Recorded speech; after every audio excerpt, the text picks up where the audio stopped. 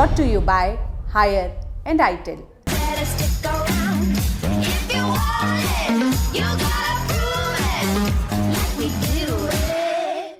किसी की भेड़ चुराने की सजा मौत, किसी के बगीचे को नुकसान पहुंचाया, किसी के घर में आग लगा दी, पेड़ काटे, खरगोश के बाड़े से चोरी की, 3-4 हज़ार रुपयों से ज्यादा का बटुआ मारा, जाली कागज बनाए, चेहरे पर कालिख लगाकर रात को घूमे, सबके लिए सजाए मौत। घबराइए नहीं, इन गुनाहों की ये सज़ा आज नहीं दी जाती है। ये बात है कुछ 3 सदी पहले के इंग्लैंड की, जहां ब्लडी कोड नाम का एक सिस्टम लागू था। ऐसा सिस्टम जिसमें मामूली से जुर्म के लिए फांसी दे दी जाती थी। 1-2 नहीं, सैकड़ों गुनाहों के लिए ये कड़ी सज़ा तय थी। एक तरफ इस लिस्ट में हत्या जैसे क्रूर अपराध शामिल थे, वहीं दूसरी तरफ टोल की सड़कों को नुकसान पहुंचाने जैसे मामूली जुर्मों के लिए भी यही सज़ा थी। लेकिन फिर सोशल रिफॉर्मर सैमुअल रोमली ने इस दिशा में काम किए, सफलतापूर्वक कई छोटे गुनाहों के लिए मौत की सज़ा को ख़त्म करवाया। जैसे जैसे सदी में ये देश आगे बढ़ा, फांसी की जगह एक नई सज़ा ने ले ली। ये एक ऐसी सज़ा थी जिसने एक नए देश को जन्म दिया। नमस्कार, मेरा नाम है सरवत और आप देख रहे हैं ऐतिहासिक किस्से कहानियों से जुड़ा हमारा रोज़ाना का कार्यक्रम तारीख। आज बात करेंगे कैसे कैदियों ने एक देश बनाने में मदद की और ऑस्ट्रेलिया कैसे एक देश के तौर पर नक्शे पर आया।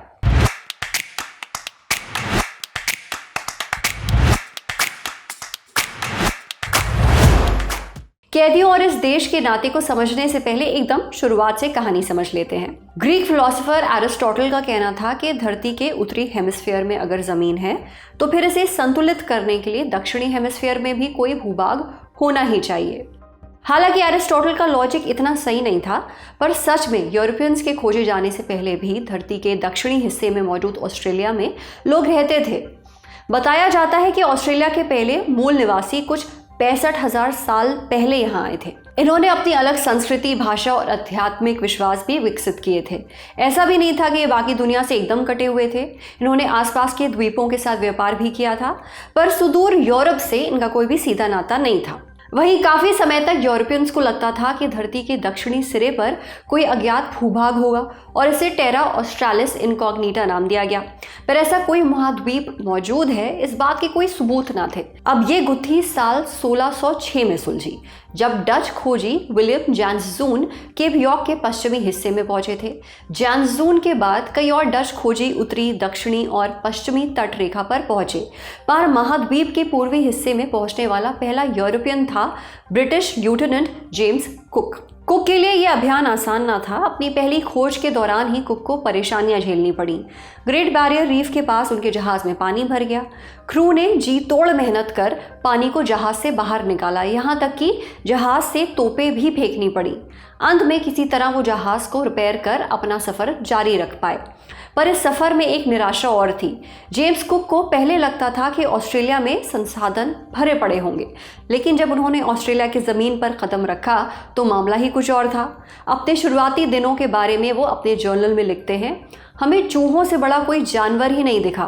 पीने को कहीं साफ पानी नहीं था सिवाय चाय की पत्तियों से निचोड़े हुए पानी के। कुक का ये सफ़र ज़ाया नहीं गया। अपनी यात्राओं के दौरान उन्होंने ऑस्ट्रेलिया में कई जगहों के डिटेल नक्शे तैयार किए, पौधों की प्रजातियां इकट्ठा की और स्थानीय लोगों के बारे में जानकारी जुटाई। यही जानकारी आने वाले दिनों में ऑस्ट्रेलिया में यूरोपियन सेटलमेंट का आधार बनी। अब आगे ऑस्ट्रेलिया की कहानी समझने से पहले हमें चलना होगा कुक के देश इंग्लैंड की तरफ। साल 1688 का ब्रिटेन, जहां नया नया ब्लडी कोड लाया गया था। इस कोड में समय के साथ कई कानून जोड़े गए, जिनमें मामूली गुनाहों के लिए कैपिटल पनिशमेंट यानी कि सजाए मौत दी जाती थी। समय बीतने के साथ इस लिस्ट में नए गुनाह जुड़ते गए। साल 1688 में कभी इन गुनाहों की संख्या 50 थी। साल 1765 आते आते यह आंकड़ा 160 हो गया और साल 1815 तक 225 गुनाहों के लिए कैपिटल पनिशमेंट दिए जाने लगे। वहीं दूसरी तरफ लोगों को भी लगा कि खरगोश चुराने के लिए मौत की सज़ा कहीं से जायज़ नहीं है। इसके बाद एक नई तरह की सज़ा का इंतज़ाम किया गया, जिसे नाम दिया गया ट्रांसपोर्टेशन, यानी कि ब्रिटेन और आयरलैंड के कैदियों को देश से बाहर किसी कॉलोनी में भेज देना। इन्हीं में से एक नई नापी गई ज़मीन यानी ऑस्ट्रेलिया भी थी। दूसरी तरफ अंग्रेज़ों के खिलाफ अमेरिका में आज़ादी की जंग के बाद ब्रिटेन में कृषि, उद्योग और समाज में बदलाव हो रहे थे। साथ ही ब्रिटेन में कैदी और पकड़े गए जहाज भी बड़े पैमाने पर इकट्ठा हो गए थे। कैदियों के साथ आई एक समस्या कि आखिर इन्हें रखा कहाँ जाए। यही पिक्चर में आती है 1770 में खोजी गई नई कॉलोनी ऑस्ट्रेलिया। दरअसल ल्यूटेनेंट जेम्स कुक के साथ गए बॉटनिस्ट सर जोसेफ बैंक्स ने भी ये रास्ता सुझाया कि ऑस्ट्रेलिया के बॉटनी बे को नए अंग्रेजी सेटलमेंट की जगह बनाया जाए। साथ ही यहीं सजा काटने के लिए कैदियों को भेजने का इंतजाम भी किया जाए। इन्हीं कुछ वजहों के चलते अंग्रेजी सरकार ने इस नए सेटलमेंट प्रोजेक्ट को मंजूरी दे दी। जनवरी 1788 में सिडनी में पहले अंग्रेजी सेटलमेंट के लिए 9 ट्रांसपोर्ट शिप और 2 छोटे लड़ाकू जहाज भेजे गए। इनमें मौजूद थे 850 कैदी, उनके गार्ड और कुछ अफसर। इस बेड़े की अगुवाई कर रहे थे गवर्नर आर्थर फिलिप्स। ये सब 26 जनवरी को सिडनी के पोर्ट जैक्सन में पहुंचे, जिसके चलते 26 तारीख को ऑस्ट्रेलिया डे भी मनाया जाता है। बहरहाल साल 1788 से लेकर 1868 के बीच 1,62,000 दोषियों को ऑस्ट्रेलिया भेजा गया था। मौत के बदले इन्हें जिंदगी तो दे दी गई, पर यह जिंदगी आसान ना थी। इन कैदियों का काम था यहाँ अंग्रेजी हुकूमत की नई कॉलोनीज बनाने में मदद करें। वहीं जब इनकी सज़ा ख़त्म होती तो कई ऑस्ट्रेलिया के ही होकर रह जाते, वो यहीं के सेटलर बन गए। इन्हीं में से कुछ फर्श से अर्श तक भी पहुँचे। ऐसी एक कहानी है व्यापारी महिला मैरी रीबे की। 12 मई 1777 को इंग्लैंड के लैंकाशायर में जन्मी मैरी की ज़िंदगी आसान ना थी। इनके माता पिता बचपन में ही गुजर गए थे और ये अपनी दादी के साथ रहती थी। वहीं 13 साल की उम्र में मैरी को घोड़ा चुराने के लिए गिरफ्तार किया गया। गिरफ्तारी के वक्त उन्होंने लड़के जैसे कपड़े पहन रखे थे और अपना नाम जेम्स बैरो बताया था। लेकिन ट्रायल के दौरान उनकी पहचान खुल गई। इस पूरे मामले में उन्हें दोषी करार देकर सज़ा दी गई। सज़ा 7 साल के लिए ऑस्ट्रेलिया भेजे जाने की। अक्टूबर 1792 को वो सिडनी पहुंची और उन्हें मेयर फ्रांसिस ग्रॉसे के घर में नर्स का काम दिया गया। कुछ वक्त बाद ईस्ट इंडिया कंपनी के एक अफसर से इनकी शादी भी हो गई, जिनका फैला हुआ कारोबार था। पर पति के साथ ये ज़्यादा समय ना रह सकी। कुछ वक्त बाद उनकी भी मौत हो गई। 7 बच्चों की जिम्मेदारी के साथ मैरी रह गई। हालांकि उन्होंने हार नहीं मानी, पति के व्यापार को आगे बढ़ाया। बताया जाता है कि तब इनके पास 20,000 पाउंड की संपत्ति थी और करीब 1,000 एकड़ की ज़मीन। ऐसे ये सज़ा के जीवन के साथ एक सफल बिजनेस वुमन के रूप में निकली। मैरी की तरह कई कैदी सज़ा काटने के बाद सफल सेटलर्स बने। कुछ कैदी ऑस्ट्रेलिया के कठिन हालात में नहीं ढल पाए। इन्होंने यहाँ भी जुर्म का रास्ता ही चुना। ये बुशेस यानी कि झाड़ियों में छुपकर लूट को अंजाम दिया करते थे, इसलिए इन्हें बुश रेंजर नाम दिया गया। इसी लूटपाट के चलते अक्सर अधिकारियों से इनकी मुठभेड़ भी होती थी।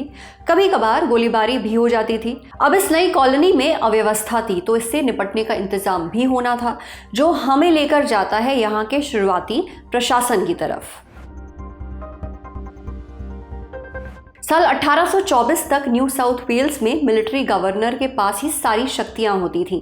20,000 किलोमीटर और 8 महीने दूर ब्रिटिश संसद के अलावा इनसे सवाल करने वाला कोई ना था। हालांकि धीरे धीरे यहाँ भी अंग्रेजी कानून और न्याय व्यवस्था लागू करने की कोशिश की गई।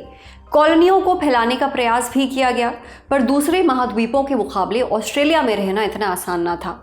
यहाँ के मौसम, जंगली जानवर और ख़तरनाक भूभाग जैसी वजहों से यहाँ का ज़्यादातर हिस्सा आज भी खाली है। सिर्फ कुछ ही बड़े शहरों में यहाँ की 73% आबादी रहती है। बहरहाल 1850 के आसपास यहाँ गोल्ड रश की शुरुआत भी हुई। तमाम जगहों से लोग इस महाद्वीप में सोना खोजने और अपनी किस्मत आजमाने आए। इनमें से कुछ फ्री सेटलर्स बने, यानी यहाँ के होकर रह गए, जिसके चलते यहाँ की अर्थव्यवस्था भी विकसित हुई।